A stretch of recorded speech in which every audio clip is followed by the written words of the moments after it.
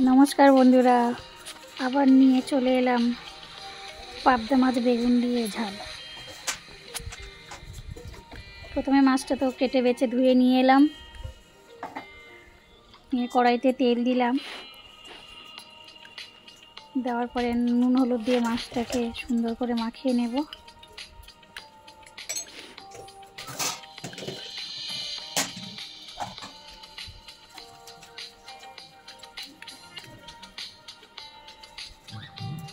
নেওয়ার পর একটা একটা করে আমি কড়াইতে দিই।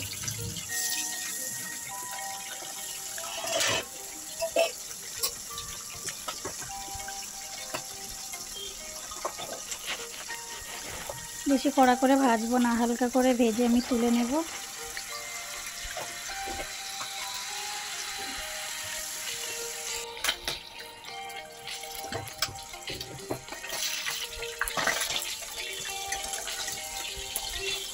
আর পাশাপাশি কটা বেগুন একটু লাল করে ভেজে নিয়ে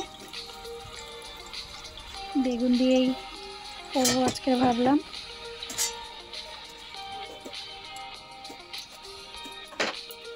বেগুনটা একটু লাল করে ভেজে নেব।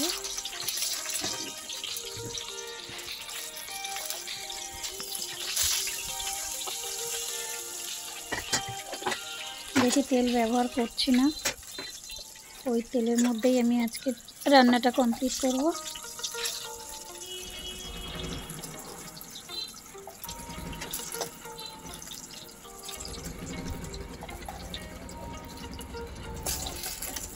বেগুনটা ভেজে তুলে নিলাম। তেলের মধ্যে একটু কালো জিরে দিলাম, একটু টমেটো দিলাম। দেওয়ার পরে আমি একটু ওই দুটো লঙ্কা, একটু আদা জিরে বেটে রেখেছিলাম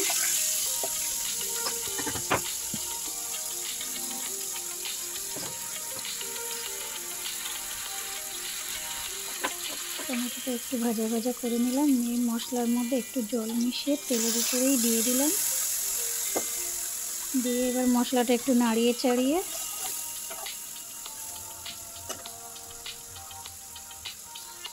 একটু হলুদ দিলাম। দিয়ে একটু গ্যাসটা বাড়িয়ে দিয়ে পরে আবার কমিয়ে দিতে হবে, দিলে একটু তেল তেল ছাড়বে। দিয়ে এগুলো মাছটা আর বেগুনটা একসাথে দিয়ে দিলাম। দেওয়ার পরে ঢেকে দিয়ে একটু কমিয়ে দিয়ে রাখতে হবে। তারপর একটু তেল তেল ভাব আসলে অল্প একটু জল দিয়ে বেশিক্ষণ ঢেকে রাখবো না, কেননা যেহেতু বেগুনটা একদম নরম হয়ে যাবে, তো ওই জন্য একটু কমিয়ে দিয়ে আলগা করে রাখলাম। রাখার পরে তেল ছেড়ে দিয়েছে, এবার আমি জল দিয়ে মাছটাকে চারিদিকে সমান করে দিলাম। দিয়ে ধনে পাতাটা উপরে একটু ছড়িয়ে দেব।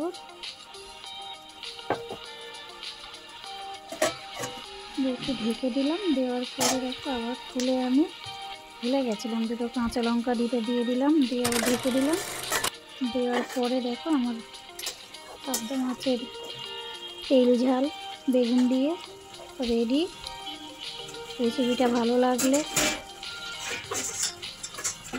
বাড়িতে বানিয়ে ফেলো তোমরা। কমেন্টে জানাও কেমন লাগলো আমার রান্না। পাবদা মাছের বেগুন দিয়ে রেসিপিটা আমার রেডি হয়ে গেছে। চলো খেয়ে দেখি কেমন লাগে।